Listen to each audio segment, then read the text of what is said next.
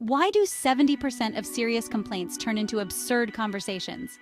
It's a question that many Nigerians have asked themselves time and time again.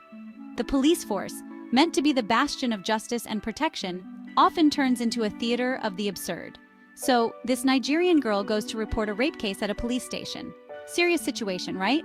You'd expect a certain level of professionalism, empathy, and urgency. But what she encounters is far from that. She meets Officer Johnson scrolling through Instagram like he's chillin' in his living room. Imagine walking into a police station, your heart pounding, your mind racing, and the person who is supposed to help you is more interested in the latest memes. She says, "Officer, I want to report a rape." Her voice is trembling, her eyes pleading for some semblance of justice.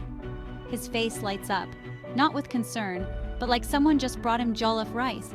It's almost as if he's been waiting for some entertainment to break the monotony of his day. "Ah, rape.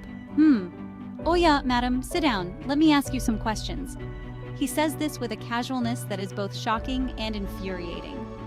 He leans forward like Sherlock Holmes about to crack a case. But instead of looking for clues, he's more interested in playing the blame game. "So, you followed the guy to his house, Abby?" His tone is accusatory, as if she's the one on trial. She nods, feeling a mix of shame and confusion. "And this was after a night of clubbing, dancing, drinking, and enjoyment, Abby?" He continues, painting a picture that is meant to discredit her. She nods again, now a bit confused. She thought she was here to report a crime, not to be judged for her actions.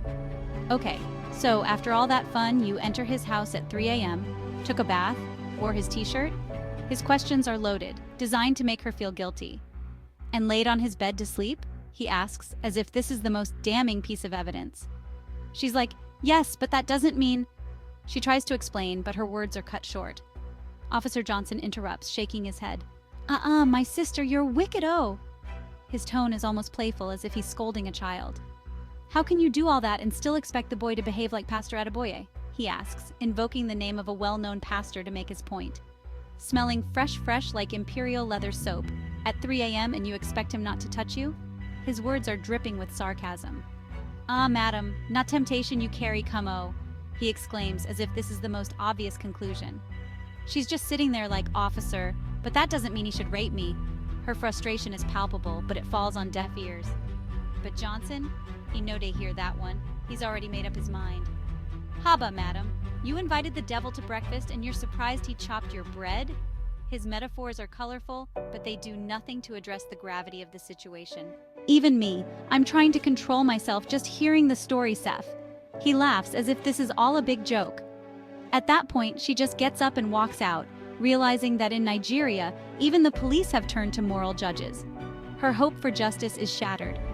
Ladies and gentlemen, in this country, if you want justice, you better just call God directly, because the people on ground are busy giving relationship advice instead of solving crime. It's a sad reality, but one that many have come to accept. As she walks home, she can't help but think about all the other women who have faced similar situations. How many have been turned away, judged, and dismissed? How many have had their voices silenced by those who are supposed to protect them? She remembers the stories she's heard from friends and family. Stories of women who were brave enough to come forward, only to be met with skepticism and blame. It's a pattern that is all too familiar. She decides to write about her experience, hoping that by sharing her story, she can bring attention to the issue. Maybe, just maybe, things will change. But deep down, she knows it's an uphill battle. The police station stands as a symbol of justice, but for many, it represents something entirely different. It's a place where victims are often re-victimized, where their pain is trivialized, and where justice is a distant dream. She searches for organizations that can help.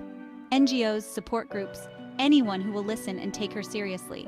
She finds a few, but the road ahead is long and fraught with challenges. Across the country, women are rising up, demanding change. Protests, social media campaigns, and grassroots movements are gaining momentum. They are tired of being silenced, tired of being blamed, and tired of being ignored. She joins a rally, finding strength in numbers. As she speaks out, she feels a sense of empowerment. She is not alone. There are others who share her pain and her determination to fight for justice. Meanwhile, discussions about police reform are taking place. There is talk of training officers to handle sensitive cases with the care and seriousness they deserve. But talk is cheap, and actions speak louder than words. Despite everything, she holds on to a glimmer of hope. Hope that one day, reporting a crime will not be an ordeal. Hope that justice will be served and that victims will be treated with the respect and dignity they deserve. As the sun sets, she reflects on her journey. It's been a difficult day, but she knows that her fight is far from over. She is determined to keep pushing, to keep speaking out, and to keep fighting for justice. She prays for strength, for courage, and for change.